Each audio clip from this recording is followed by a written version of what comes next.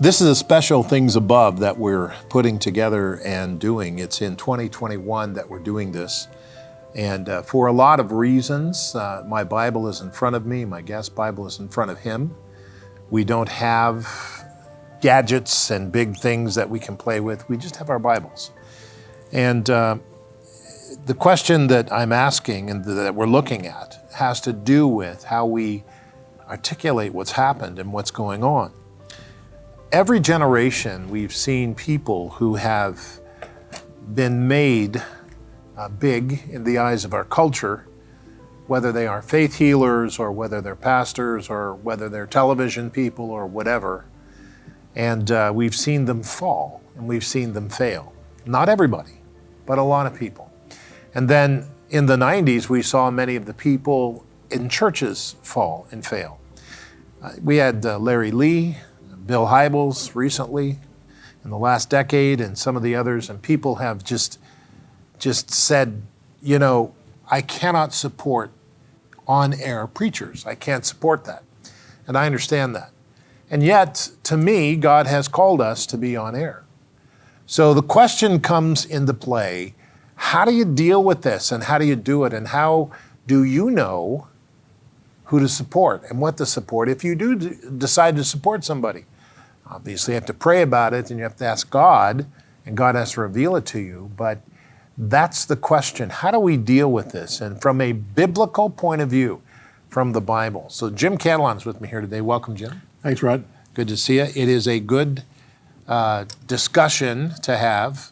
You and I usually talk about other things that are funny and a lot of enjoyment, but this is a conversation that has to be had because so many people have done it. Now, your ministry goes back to the early 70s and even a little before that. You've been in Israel. You've been a broadcaster all your life. You've seen things. You've dealt with things. You've come across things. And let me just read something to you, and then we can begin there and comment on it. I'm reading from James chapter 3, and this is very important today because we're talking about ministry on air. Ministry on television and internet, on radio and on audio and video, and in churches and wherever. In James chapter 3, and this is the ESV version, it says, "Not many of you should become teachers." Not many of you should become teachers. Now, right off the bat, that's really interesting, isn't it? Because our culture says we should become a teacher. You know, teach and say it and all of that. It says, "Not many should become teachers, my brothers, for you know that we who teach will be judged with greater strictness. Greater strictness. For we all stumble in many ways, and if anyone does not stumble in what he says, he will be, or what he is, he will be a perfect man, able to bridle his whole body. But if we put bits into mouths of horses so that they obey us," this is interesting, "we guide their whole bodies as well. Look at the ships also, though they are so large, but they're driven by strong winds, they are guided by a small rudder.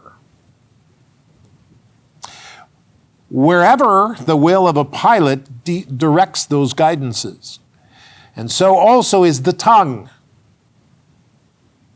the smallest member, yet it boasts of great things.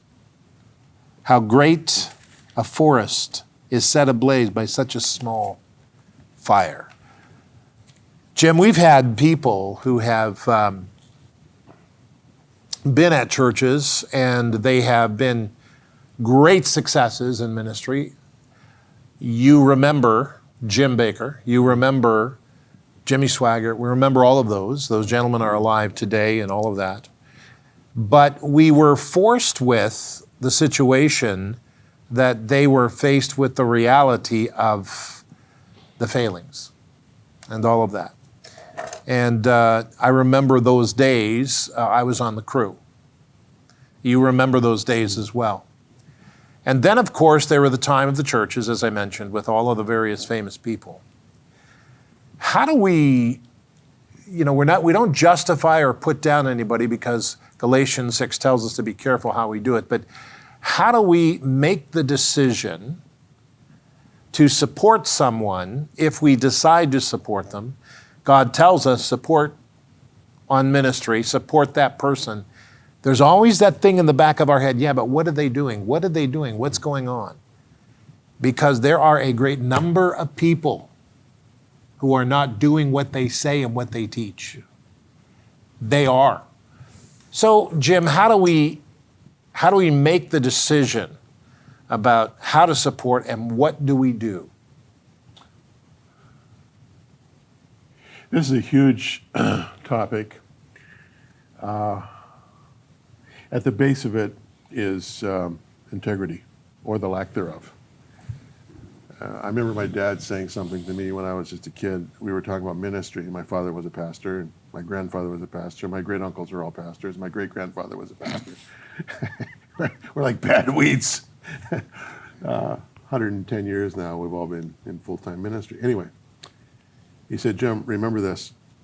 I was talking about the anointing of the Spirit and, the power of the gospel, all good.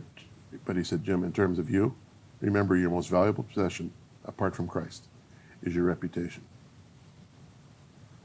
And he was absolutely right. See, if for example, I just mean this as an example. I support a few ministries. I know you do too. But I don't support the ministry. I support the minister. See, if I know and trust the one who's doing the ministry, then I know that the ministry will be done right. So even though the ministry can be beguiling, and very appealing to me emotionally and spiritually, if the one who is championing that ministry is not someone that I'd want to engage, then I'm not going to engage the ministry. So it really is a relational thing. And this is where it gets tricky, because you might be reading some outstanding author's books and be very convinced of faith because of what you're reading. You might be watching someone's television program or watching them on the internet, and they're very convincing.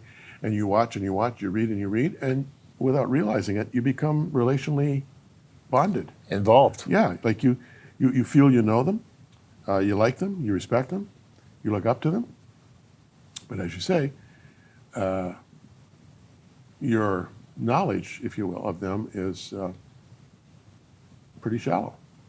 Even though it means a lot to you, you really don't know them. So what you're communicating with, what you're responding to, is the knowledge that you perceive on the air of them. Yeah, but then there's another layer, which has to be stated. Jesus said, with regard to prophets and false prophets, you'll know them by their fruit. What is their life producing? Now, we all know that fruit can take a long time to finally emerge. And, every analogy breaks down somewhere, but let's use the analogy. Let's say that in terms of a man's ministry, it takes 5 or 10 or 15 or 20 years for the fruit really to emerge. It will emerge. It always does. Be sure your sin will find you out is the converse of that, okay? But, you look at the fruit of a man or woman's ministry, and it's good fruit. And when I see good fruit, I assume there's a good farmer. I have because that's where the fruit comes from. Yeah, I have to make that assumption. Now, sure, the farmer might fail. The farmer might disappoint me. And the fact is, the farmer is human. Mm. And, I often say in these discussions, there but for the grace of God, I go. There's a very thin line between righteousness and unrighteousness, between justice and injustice.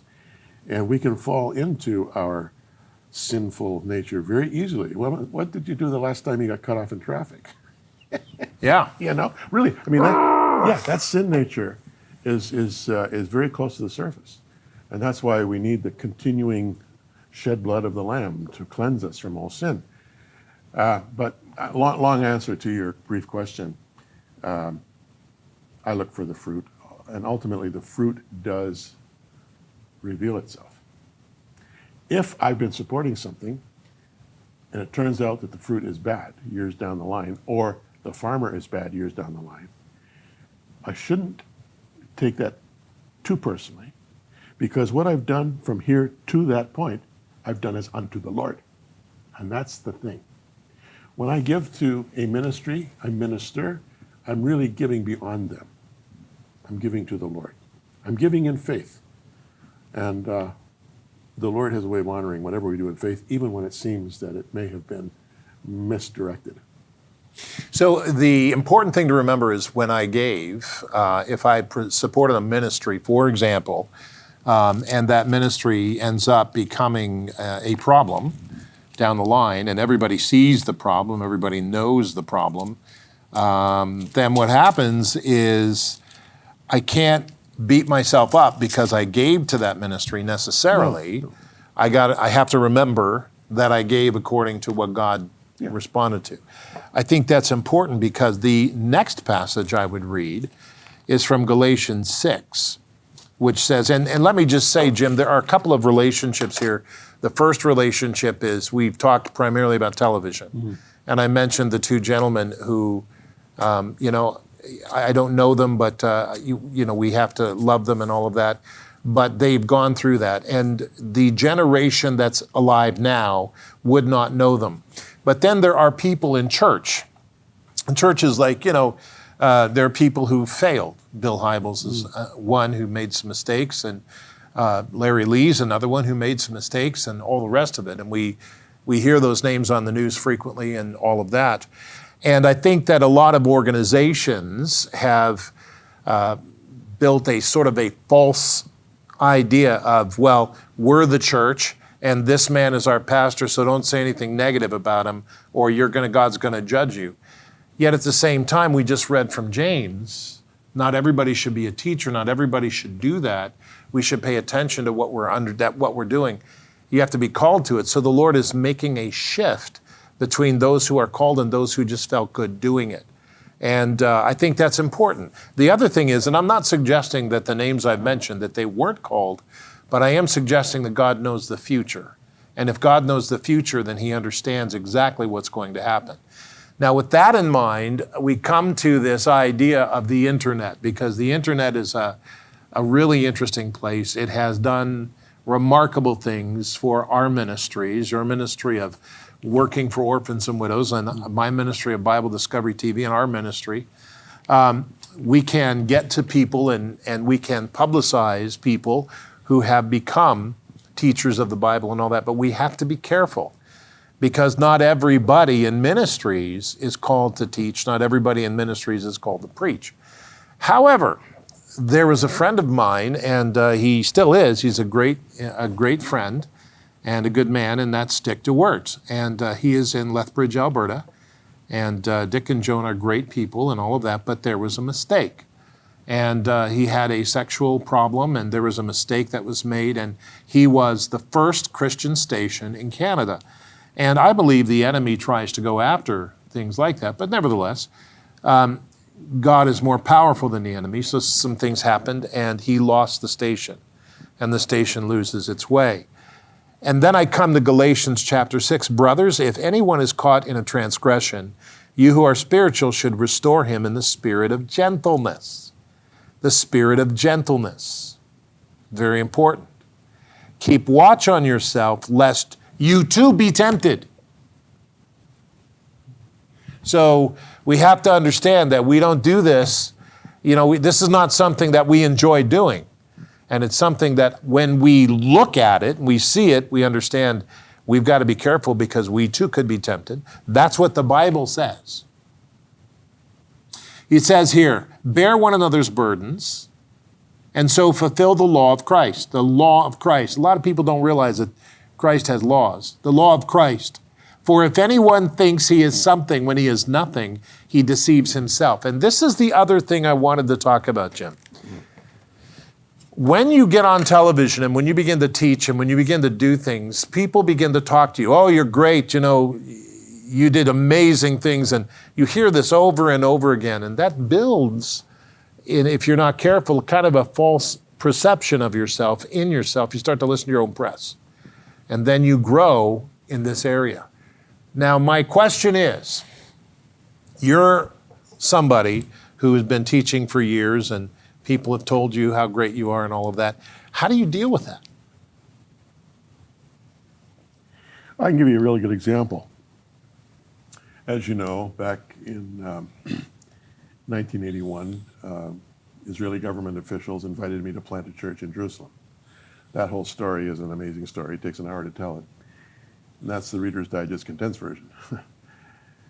But anyway, Kathy and I and our 3 little kids, we left a brand new church we had just built with 800 people, and we left and started over again in Jerusalem. And believe me, it was a difficult process. Years later, after training other people and working myself out of a job, I'm back there for the dedication of what's now called King of Kings. It's right in the heart of the city. It's a multi-million-dollar complex that is a credit not only to the congregation but to the Christian world. It's got a huge profile, still has. Big, big ministry, and doing much better without me than it was with me, which to me is a sign of success. But here's the point. I'm there for the dedication. David Maines is there with cameras. There's a choir from, I think it was from Denmark. Boris Brott, a renowned conductor, is there with the Jerusalem Philharmonic, and they're doing Handel's Messiah. This is a huge event, okay? And outside the complex, there's a major demonstration of ultra-Orthodox Jews going on who object to the fact that this is happening. It was quite an event. It was something for a movie. Anyhow, time and time again over the course of that evening, both before the service and after the service, I had countless people coming up to me and congratulating me. And many times I heard people say, "Oh, Jim, you must be so proud." And I said, "Well, I'm sure grateful. I really am grateful." "Well, isn't it wonderful when a plan comes together?" I didn't have a plan. How could I have planned this? I mean, well, you must have bathed it in prayer. Actually, I didn't. How could I pray about this and say, "Lord, I would like you to call me to plant a church in Jerusalem"? That would be beyond my imagination. I didn't pray about this. I felt like a little kid holding on to my father's hand, walking in his shadow, and just going through the doors he opened. I still am amazed. I don't know how it happened, and I suppose I never will, other than to say, to God be the glory. Now, I'm not telling you this to brag. I'm telling you this honestly. That was my reaction. And I think it was a real help to me that I have this heritage of men of God going back to 1906, who in the trenches learned what it was to trust the Lord and no one and nothing else, and to take any plaudits they came as water off their back. Because for every plaudit, there's 10 negatives, okay? For every success, there's 20 failures. And you know enough from the failures, and by failure, I mean meetings that don't go right, people that don't show up, sermons that go bust. I'm not talking about sexual failures. I'm just talking about failures in capacity and capability, okay? And talent, and disappointments. My forebears went through the Great Depression, and they're trying to plant churches, and there's no money. But you learn through the furnace of affliction in the work of the Lord that all that matters is that the Lord shows up. And also the words of Paul. When I was a kid, I was in a Bible memorization contest when I was 10 years old, and the contest was to memorize Romans chapter 12. And I didn't know how you memorize, so I memorized by doing verse 1, going back, verse 2, going back, verse 3, going back. So 1, 2, 3, 1, 2, 3, 4, 1, 2, 3, 4, 5, 1, 2, 3, 4, 5, 6. Well, the fact of the matter is I've forgotten all the chapter, but 1 and 2 I'll never forget. Okay? I beseech you, therefore, brother, by the mercies of God, you present your bodies a living sacrifice, not as a hotshot preacher, a living sacrifice. Someone rightly said the problem with the living sacrifice, it keeps crawling off the altar. Holy, acceptable unto God, which is your reasonable worship in the Greek. And be not conformed to this world, but be transformed. How? By the renewing of your mind, that you may prove what is that good and acceptable and perfect will of God. And he goes on to say, and think not of yourself more highly than you ought to think.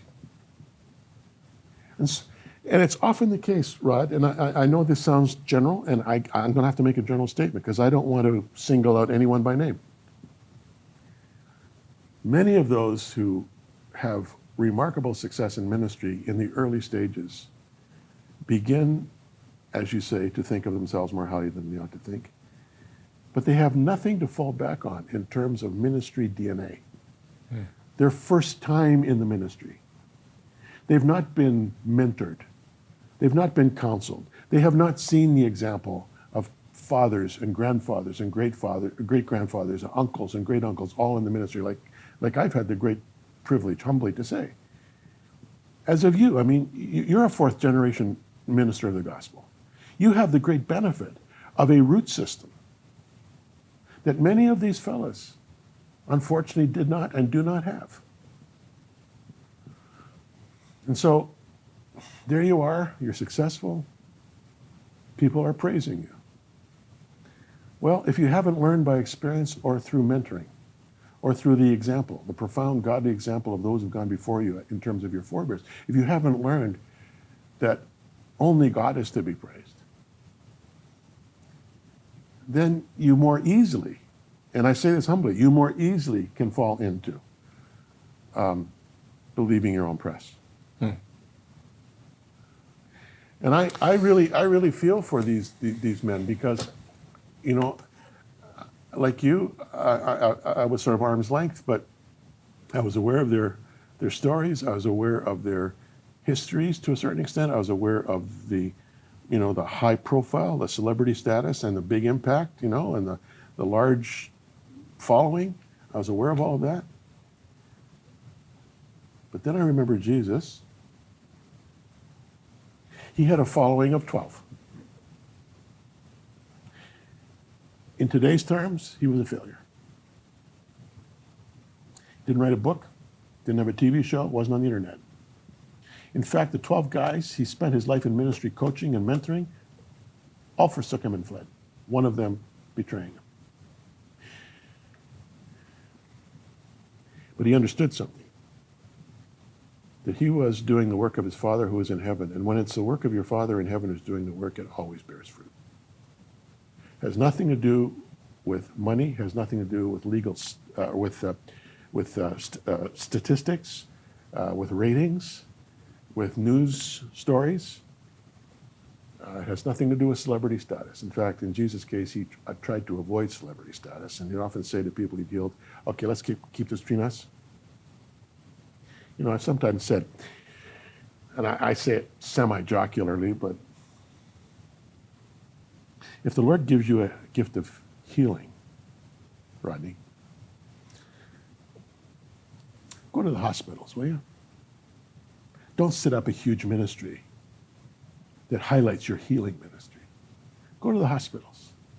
Go to the people are sick. Go to the homeless shelters. Go to the people who are really in need and who aren't going to praise you with great praise. Mm-hmm. Don't get caught up in the celebrity culture that we in the West are so prone to value. I think that's the essence of what we've seen is the celebrity culture. Yeah. And the success of, high salaries and everything else developing through this. I think that one of the things that's incredible to me, it's amazing that you said that about the ministry DNA. I remember when I started as a television producer, I remember thinking I never wanted to be a producer because I had one goal in my life, and that was to be an engineer. And because I knew. I grew up, and my father, the board meetings he would come home from, the people would come over to our house and there'd be people that were great, but there'd be people that would just come at him and rip him to shreds. I remember being on the road because the police came and got us on Christmas night, and a guy had been hit and killed down the road, and my dad, the police came and got my dad. He's the one that told the woman with her 2 daughters that their father was dead on Christmas night. I mean, that stuff is not fun to do. That's nasty stuff. And I remember thinking, I don't want to do that. I don't want to I'll just be an engineer. I'll be in the corner. I'll be a good man. I'm over here if you need me. And through this, God brings you sort of reluctantly into these areas. You know, in Romans, Paul takes a real shot at Gentiles and then at Jews both for different reasons. But his umbrage with the Gentiles has to do with idolatry. I won't get into, the various sinful behaviors he talks about in chapter 1, verses 26 through 32. There's no need to rehearse those things under the topic of shameful lusts and a depraved mind, which includes things like gossiping and slander and arrogance and misrepresenting themselves and inventing ways of doing it. Okay, I want to look at this. In verse 23, he says, they exchanged the glory of the immortal God for images. Okay, that's idolatry. Made to look like a mortal human being and birds and animals and reptiles. They exchanged the truth about God for a lie and worshipped and served created things rather than the Creator. No, we don't have idols. We don't have temples with gods and goddesses in them in the West. There's a lot of them in India. I've been in many of them in other parts of the world. So it's not as though they don't exist. We have a different idolatry. It's the idolatry of success. The idolatry that I think falls under the category of created things. They exchanged the truth of God about God for a lie and worshipped and served created things.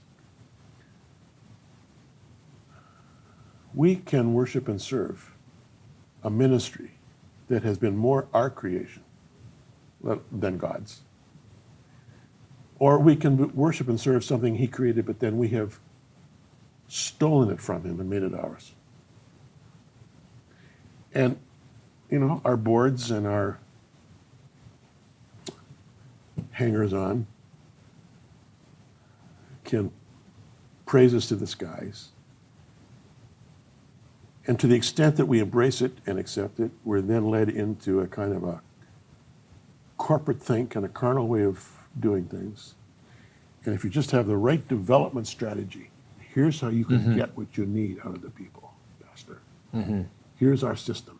I've got it all laid out. I've got a 5-year plan. That's corporate think, that's carnal, that's worldly. And it's the way you sustain something that has become your creation. It's an idolatry. It's become an idol. All in the name of the gospel, all in the name of Jesus, all in the name of doing what's right in the world. And no one can find fault with your ideology and your intent. But the fact is, more and more, you're worshiping the processes, the strategies. And I know this is a little wild, but when I've been questioned by young pastors and others in ministry, in various ministry fields about this, I say, look, I don't believe in 5-year plans. I'm not sure I believe in a 5-day plan. How am I going to presume to tell God what he's going to do? We're living, as Thomas Friedman put it years ago, in the era now of the Evernet, with information going around the world 3 times a second. How do you have a 5-day plan with that? Things change from 1 minute to the next. 1 minute Tesla is up, 1 minute Tesla is down. Okay? One day oil is in, one day oil is out. One day gold is up, one day gold is down. But we're going to sit in our boardroom, with our thoughtful strategies and our development plans. And we're going to lay it out, how the Lord is going to continue to bless this ministry. Hallelujah. When in fact the Lord is saying, hello, who are you? And so these ministries that become increasingly built on sand collapse. A storm comes, they collapse. The thing that stands, Rod, and I know this from my ancestors, let alone my own ministry experience of 52 years now, the only thing that stands is what's done for Christ. Yeah. Only one life will soon be past. Only what's done for Christ will last. And only Christ gets the glory. And that's what it's all about. To God be the glory. Great things he has done. And frankly, the ratings don't. What are ratings? I want the only rating that matters for you and me, Rod, and hopefully for any men and women of God, is coming one day when he says, well done. Good and faithful servant. Good and faithful servant. Well done. You slugged it out in the trenches. You didn't get much glory, but I kept track of every bit of blood, sweat, and tears. And I say, well done. Enter thou into the joy of thy Lord. That to me is what it's all about. So that's what you look for. Yeah. And so we have to be careful what we do, but we have to remember that it's for God that we're doing it. Yeah. And we're not into the world systems. Yeah. And we're talking to people out there who need help, and we need help. If we tell you that you need help and we don't need help, there's a problem, because we need help too. All of us need help, and we are discovering from the Bible. We're dedicating ourselves, thank you, Jim, Pleasure. to the Bible and to prayer. And I would suggest that you do not hold back, that if God is talking to you about supporting a ministry, pray about it and support that ministry. And, because we're not here to build our reputations, but we're here to build the glory of God. And I totally agree with you on the 5-year plan. I got 5 different examples of that, but I completely agree with you. And with everything you've said, we've got to be very careful. So thank you for joining me, Jim. Pleasure, Rod. Thank you, and we'll talk to you later.